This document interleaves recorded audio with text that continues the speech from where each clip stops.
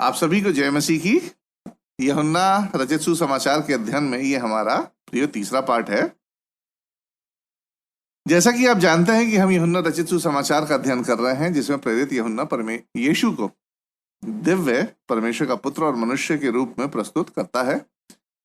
प्रिय प्रेरित यूहन्ना 3 अलग अलग पहलुओं का उपयोग करके अपनी प्रस्तुति दिखाता है। पहला पहलू की अगर हम बात करें तो यीशु की सेवकाई और चमत्कारों से बना है, जो यीशु के दिव्य और मानव दोनों स्वभाव को दर्शाता है। दूसरे पहलू में उन लोगों का जिक्र है जिन्होंने यीशु पर विश्वास की प्रतिक्रिया दिखाई थी, यानी विश्वास किया था। और तीसरे पहलू में उन लोगों की कहानियां हैं जिन्होंने यीशु के प्रति अविश्वास और अस्वीकृति की प्रतिक्रिया दिखाई थी, यानी यीशु पर विश्वास नहीं किया था। यूहन्ना ने इन 3 पहलुओं को क्रम में तो प्रिय नहीं समझाया है, बल्कि वह इन तीनों पहलुओं को एक धागे के समान एक साथ पिरोता है, जैसे मैंने आपको पहले पार्ट में बताया था। और समय समय पर ये तीनों पहलू एक एक करके हमारे सामने आते जाते हैं। अब तक हमने यूहन्ना को अपना सुसमाचार एक कथन के साथ शुरू करते देखा है, जो यीशु को दिव्य मसीहा के रूप में प्रस्तुत करता है, जिस पर कुछ लोगों ने विश्वास किया तथा कुछ लोगों ने इस दावे का इनकार कर दिया। किस दावे का? कि यीशु मसीह परमेश्वर का पुत्र है। और यह भाग पहले अध्याय की 18 आयतों में प्रियो हमें देखने को मिलता है। इन 18 आयतों में यूहन्ना अपने संपूर्ण सुसमाचार का सारांश बताता है और तीनों पहलुओं के दृष्टिकोण को भी प्रदर्शित करता है। 19वीं आयत से प्रेरित यूहन्ना अपने सुसमाचार के पहला चरित्र कौन? यूहन्ना बपतिस्मा देने वाले को पेश करता है। जहां तक सुसमाचार के 3 पहलुओं का सवाल है, तो यूहन्ना बपतिस्मा देने वाला विश्वास करने वाले व्यक्तियों में प्रथम व्यक्ति था, पहला उदाहरण था। हमने पिछले पार्ट में यूहन्ना बपतिस्मा देने वाले के विश्वास की गवाही और दिव्य यीशु के आने का रास्ता तैयार करने की उसकी भूमिका को जाना था।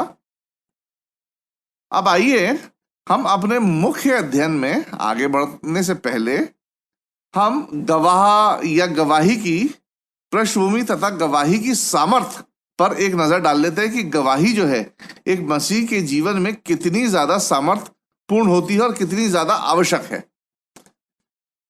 पहले अध्याय की 35 से 91 यानी 35 से 51 आयतों में हम यूहन्ना बपतिस्मा देने वाले से शुरू होने वाले और यीशु के पहले 6 करीबी शिष्यों को लाने के लिए शुरुआती फैलते हुए प्रचार का एक नमूना प्रियो देखेंगे, यानी अर्ली पैटर्न ऑफ इवेंजलिज्म कैसा था।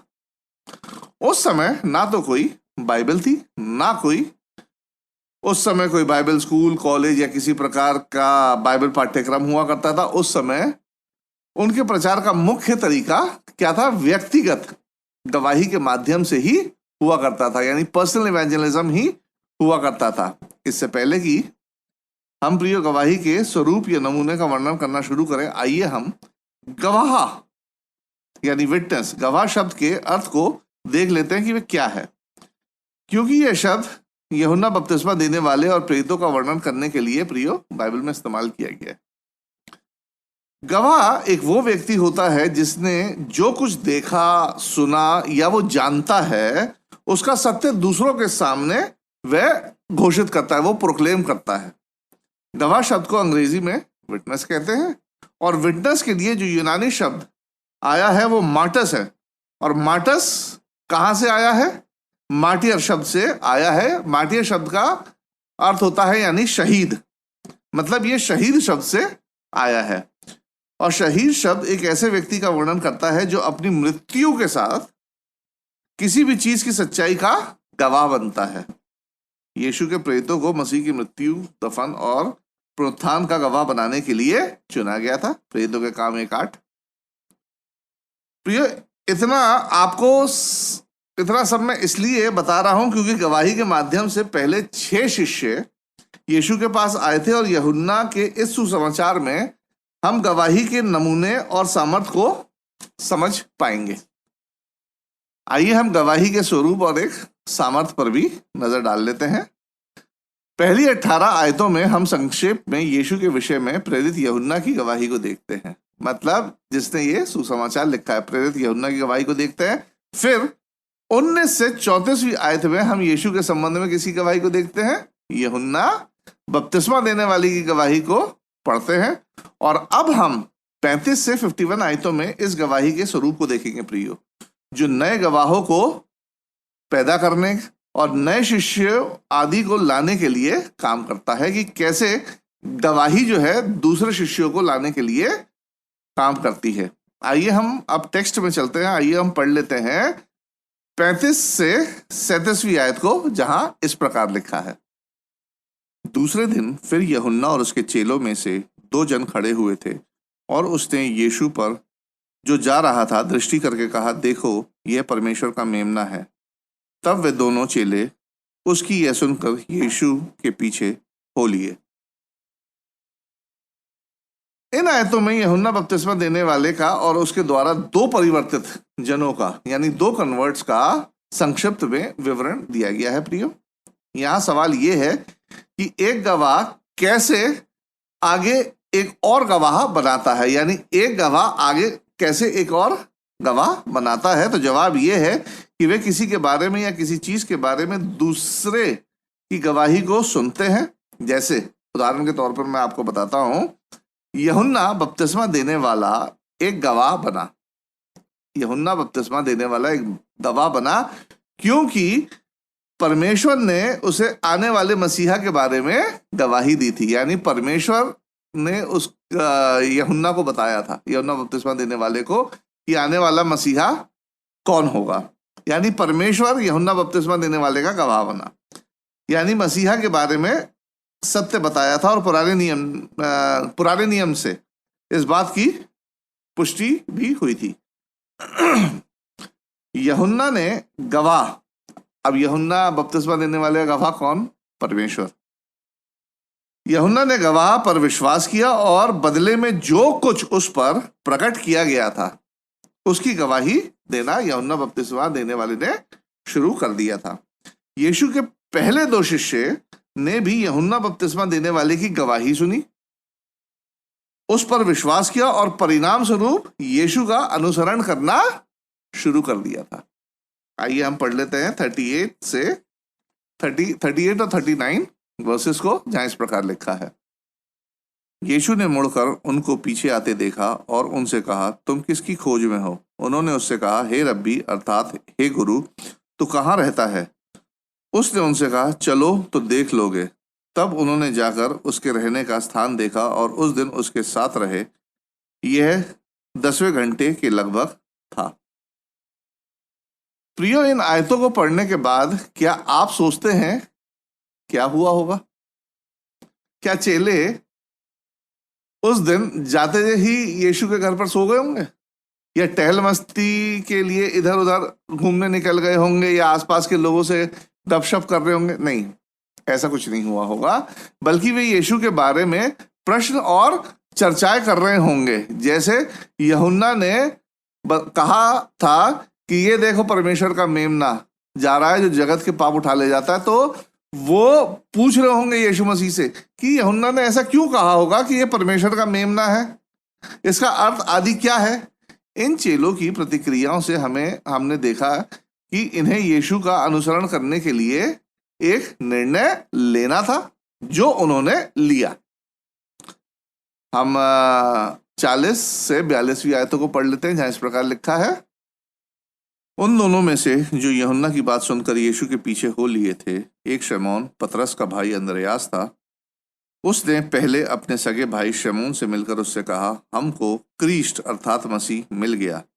वह उसे यीशु के पास लाया। यीशु ने उस पर दृष्टि करके कहा, तू यूहन्ना का पुत्र शमौन है, तू कैफा अर्थात पतरस कहलाएगा। प्रियो, यहाँ अंद्रयास ने अगले दिन क्या किया? वह स्वयं यीशु का गवाह बन जाता है। इन संक्षिप्त आयतों में हम देखते हैं कि गवाही का एक स्वरूप, गवाही का एक नमूना का चक्र, यानी एक गवाही की साइकिल यहाँ शुरू हो जाती है। जैसे परमेश्वर ने यूहन्ना बपतिस्मा देने वाले को मसीहा का रास्ता तैयार करने में तथा उसकी भूमिका के बारे में गवाही दी, यानी परमेश्वर ने यूहन्ना बपतिस्मा देने वाले को बताया, और पुराने नियम और संकेतों के माध्यम से उसे मसीहा के बारे में पता चला। आगे यूहन्ना बपतिस्मा देने वाला लोगों को यीशु के बारे में अपनी गवाही देता है। फिर आगे दो लोग यूहन्ना बपतिस्मा देने वाले की गवाही पर विश्वास करते हैं और यीशु मसीह का अनुसरण करते हैं, और आगे ये दोनों स्वयं मसीह के गवाह बनते हैं और दूसरों को मसीह के पास लेकर आते हैं। सरल शब्दों में कहें तो यहां निष्कर्ष ये है कि यहोवा परमेश्वर का गवाह मसीह है, मसीह का गवाह यूहन्ना बपतिस्मा देने वाला था, और यूहन्ना बपतिस्मा देने वाला उन प्रेरितों का गवाह बना जो मसीह का अनुसरण करने के लिए और उसकी गवाही देने के लिए आगे आए थे। आइए हम 43 से 46वीं आयतों को भी पढ़ लेते हैं, जहां इस प्रकार लिखा है। दूसरे दिन यीशु ने गलील को जाना चाहा, वह फिलिप्पुस से मिला और कहा, मेरे पीछे हो ले। फिलिप्पुस अंद्रियास और पतरस के नगर बैतसैदा का निवासी था। फिलिप्पुस नतनेल से मिला और उससे कहा, जिसका वर्णन मूसा ने व्यवस्था में और भविष्यवक्ताओं ने किया है वह हमको मिल गया, वह यूसुफ का पुत्र यीशु नासरी है। नतनेल ने उससे कहा, क्या कोई अच्छी वस्तु भी नासरत से निकल सकती है? फिलिप्पुस ने उससे कहा, चलकर देख ले। यहां भी हमने उसी चक्र को दोहराते हुए देखा है। जो भीड़ यीशु का अनुसरण कर रही थी, जो उसके उपदेशों की प्रतीक्षा किया करती थी, उन्हें कैसे पता चलता होगा कि यीशु कौन है, कहां पर है आदि? कि और कोई नहीं वरन चेले ही थे, जो भीड़ को अपनी गवाही के माध्यम से जानकारियां उपलब्ध कराते थे कि यीशु कौन है, यीशु कहाँ है, यीशु कहां पर आएगा। ये चेले ही थे। हम 47 से 49 वर्सेस को पढ़ लेते हैं।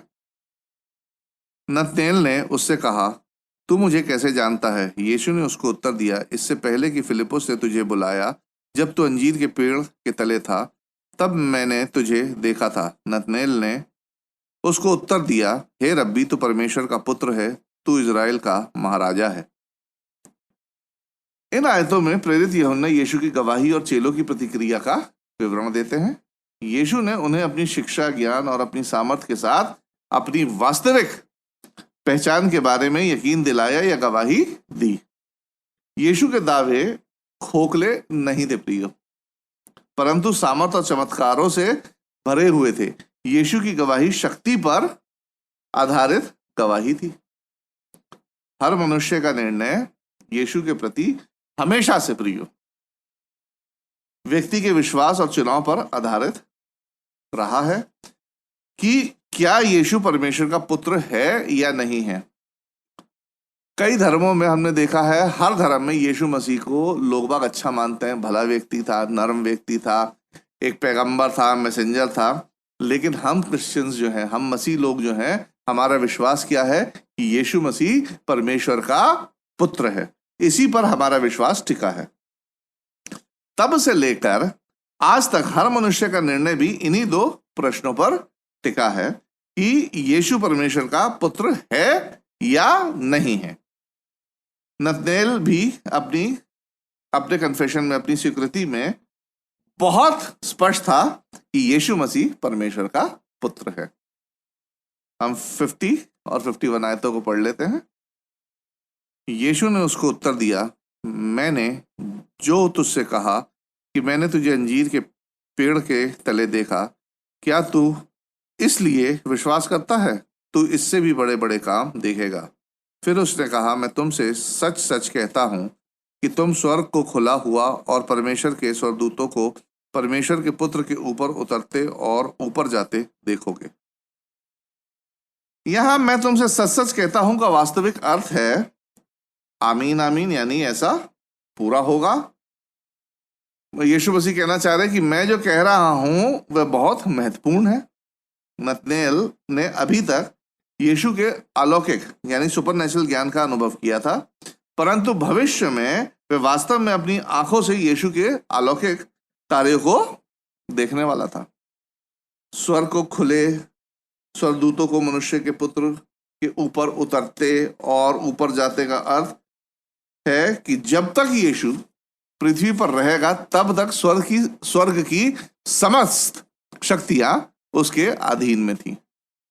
मनुष्य के पुत्र का संदर्भ प्रियो हमें दानियल की पुस्तक उसके 7वें अध्याय की 13वीं और 14वीं आयतों में अच्छी तरह देखने को मिलता है, और ये संदर्भ वहीं से आता है। देखा जाए तो यीशु के लिए ये एक अनोखी और विशिष्ट परिभाषा यानी एक टर्म था। यीशु को मानव जाति के पुत्र में प्रस्तुत करने वाला ये एक सामान्य शब्द है। साथ ये शब्द इस बात का भी सुझाव देता है कि यीशु एक ऐसा व्यक्ति है जिसके पास एक ऐसा मानवीय स्वभाव है जैसा किसी भी मनुष्य के पास नहीं रहा है और ना रहेगा। निसंदेह हम जानते हैं कि यीशु की अद्वितीय स्थिति यानी उसका यूनिक स्टेटस उसके पास था। यीशु मसीह के पास एक यूनिक स्टेटस था, अद्वितीय स्थिति थी कि वह मनुष्य के साथ साथ दिव्य स्वभाव भी रखता था।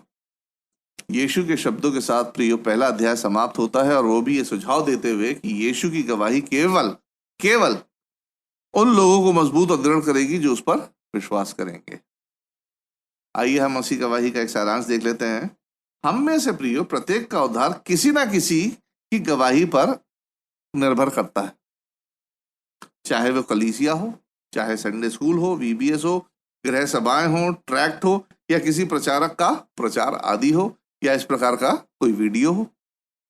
हर कोई जो आज यीशु मसीह पर विश्वास करता है वह इसलिए करता है क्योंकि किसी ने कभी ना कभी किसी तरह से उसे मसीह की गवाही जरूर दी होगी, उसे जरूर प्रदान की होगी। यहां विचार यह है कि सारी गवाहियां एक जैसी भले ही ना हो, परंतु सभी को किसी ना किसी तरीके से गवाही की आवश्यकता जरूर पड़ती है। किस लिए पड़ती है? सीधी बात है, विश्वास करने के लिए। या तो आप सीधे किसी से संपर्क साध कर अपनी गवाही देते हैं, या फिर अप्रत्यक्ष रूप से गवाही देते हैं, इनडायरेक्ट वे में भी देते हैं, जैसे कलीसियाई कार्य करके, सोशल मीडिया पर प्रचार आदि करके। मसीह गवाही का सारांश यही है कि हम में से प्रत्येक इस गवाही के चक्र को जारी रखने के लिए प्रिय जिम्मेदार है। पहले गवाही के माध्यम से चेले यीशु के पास आए, और फिर चेलों के जरिए कई और के जरिए आज हम, और हमारे जरिए कई और मसीह के पास आएंगे, और ये चक्र यीशु मसीह के दोबारा आगमन तक चलता रहेगा। हाँ, गवाहियों के प्रिय तरीके जरूर अलग हो सकते हैं। दूसरी बात अगर हम देखें प्रियो, हमारी गवाहियों का विषय तब से लेकर आज तक एक ही है, और वो क्या है विषय हमारा? यीशु मसीह। हमारी मूल गवाही ये नहीं है कि फलाना चर्च अच्छा है या फलाने चर्च की डॉक्ट्रिन अच्छी है।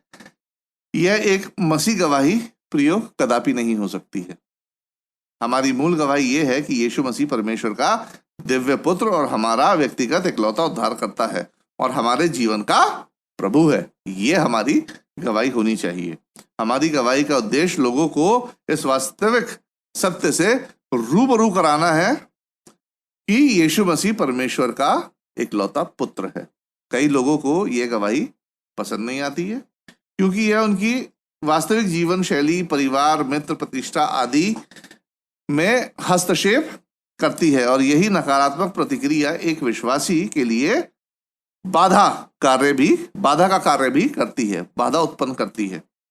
परंतु हमें यह याद रखना चाहिए कि यीशु ने कहा है कि यदि यहाँ पृथ्वी पर हम उसकी गवाही नहीं देंगे, यानी यीशु मसीह को कबूल नहीं करेंगे, तो वह स्वर्ग में हमारे नामों की भी गवाही नहीं देगा। प्रियो, मत्ती 10:32 और 33। यदि हम चाहते हैं कि यीशु स्वर्गीय पिता के सामने हमारी गवाही दे, तो हमें आवश्यक है कि यहाँ पृथ्वी पर सबके सामने हमें भी यीशु मसीह की गवाही देनी होगी। तो यह हमारी गवाही की पुष्टि हमारी जीवन शैली से होनी चाहिए। यीशु ने कहा है कि तुम्हारा उजियाला मनुष्य के सामने चमके कि वह तुम्हारे भले कामों को देखकर तुम्हारे पिता की जो स्वर्ग में है बड़ाई करे। मत्ती 5:16। यदि हमारे जीवन शैली में कोई नैतिक शक्ति नहीं है, यानी मॉरल पावर नहीं है, तो हमारी गवाही में भी लोगों को बचाने की शक्ति नहीं होगी। हमारी गवाही में मोरालिटी होनी चाहिए।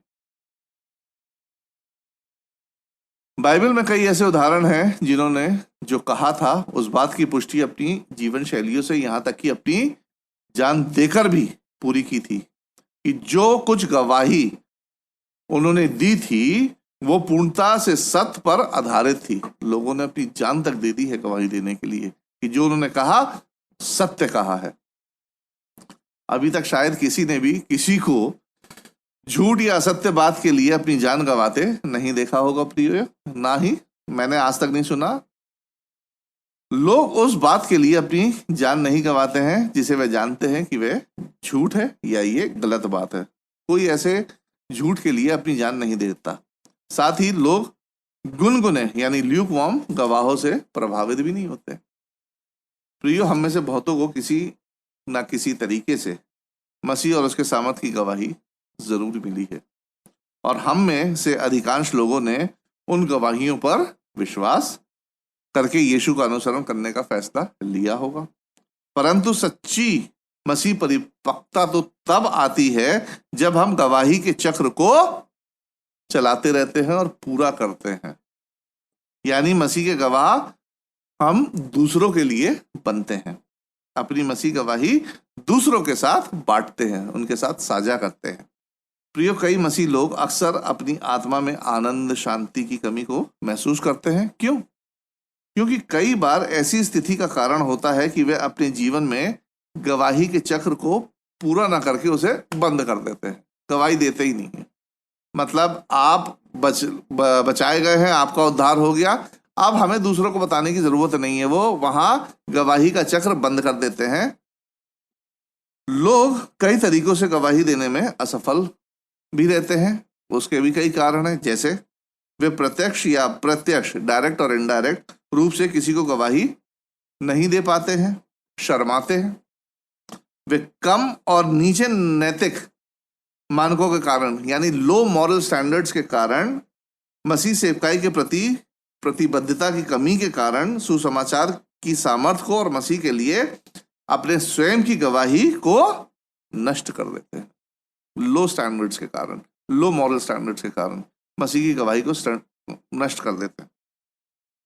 हम कभी भी परमेश्वर की सामर्थ्य को अपने जीवन में काम करते हुए नहीं देख पाएंगे प्रियो, यदि हम अपनी जीवन शैली से दुनिया के लिए एक शक्तिशाली नैतिक गवाह और दूसरों के प्रति प्रेमपूर्ण सेवा का गवाह बनना शुरू नहीं करते हैं। तो शुरू से आज तक लोग बाग यानी अन्य जाति मसीह के शिष्यों से यही तो अपेक्षा करते आ रहे हैं कि ये अच्छे लोग हैं, ये भले लोग हैं, ये ईमानदार लोग हैं, ये अच्छे मॉरल के लोग हैं, इनकी जीवन शैली पवित्र जीवन शैली होती है। और जब हम आत्मिक मामलों में लोगों की अपेक्षाओं पर खरे नहीं उतरते हैं तो हम अपनी गवाही को कम या फिर खत्म कर देते हैं। प्रियो, इन आयतों से हमें सुसमाचार की गवाही के नमूनों को समझना चाहिए। आइए हम कुछ आयतें देख के फिर इस पाठ को समाप्त करेंगे। पहले हम गवाही को सुने। आइए हम पढ़ लेते हैं रोमियो की पत्री, उसका 10वां अध्याय और उसकी 17वीं आयत। यहाँ पौलुस कहता है, अतः विश्वास सुनने से और सुनना मसीह के वचन से होता है। दूसरी बात, गवाही पर विश्वास करें। मरकुस रचित सुसमाचार उसका 16वां अध्याय और उसकी 15वीं और 16वीं आयतों में कुछ इस प्रकार से लिखा है, उसने उनसे कहा, तुम सारे जगत में जाकर सारी सृष्टि के लोगों को सुसमाचार प्रचार करो। जो विश्वास करे और बपतिस्मा ले उसी का उद्धार होगा, परंतु जो विश्वास ना करेगा वह दोषी ठहराया जाएगा। तीसरी, दूसरों को गवाह बनाए। मत्ती 28 उसका 18 से 20 में कुछ इस प्रकार लिखा है, आइए हम देख लेते हैं। यीशु ने उनके पास आकर कहा, स्वर्ग और पृथ्वी का सारा अधिकार मुझे दिया गया है, इसलिए तुम जाओ, सब जातियों के लोगों को चेला बनाओ और उन्हें पिता और पुत्र और पवित्र आत्मा के नाम से बपतिस्मा दो और उन्हें सब बातें जो मैंने तुम्हें आज्ञा दी है मानना सिखाओ, और देखो मैं जगत के अंत तक सदा तुम्हारे संग हूं। तो प्रियो, हमारा ये पाठ यहीं समाप्त होता है। अगले पाठ और अगले अध्याय में हम अपनी मुख्य रूपरेखा पर दोबारा वापस आएंगे और यीशु द्वारा देश के उत्तरी हिस्से में उसकी सामर्थ, सेवकाई और चमत्कारों की समीक्षा करेंगे। तब तक के लिए आप यूहन्ना रचित सुसमाचार उसका 2रा अध्याय और उसकी पहली 12 आयतों को जरूर पढ़ लें ताकि अगला पाठ समझने में आसानी हो। अगले हफ्ते आपसे फिर मुलाकात होगी। तब तक मुझे राजीव लैम्बर्ट की तरफ से आप सभी लोगों को जय मसीह।